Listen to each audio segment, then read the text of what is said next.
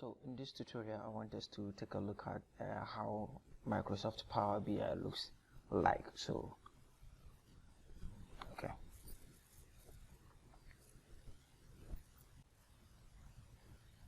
Yeah, so whenever you launch Power BI, this is what you are going to see.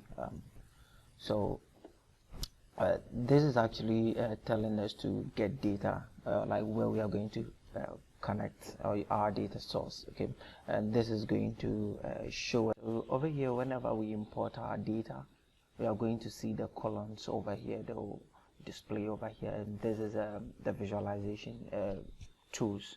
So you realize that it's very simple to create a visualization in Power BI. Okay, and this is where we'll be adding all of our filters. Okay.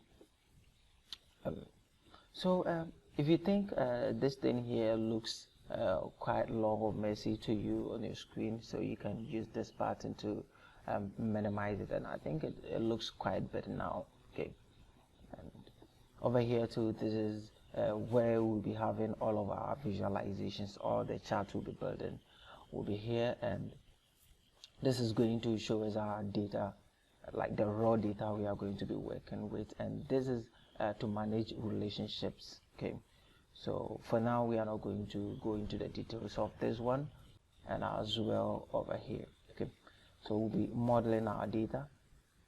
So as I told you earlier on, the data that we'll be getting is not really clean, so you might want to clean it.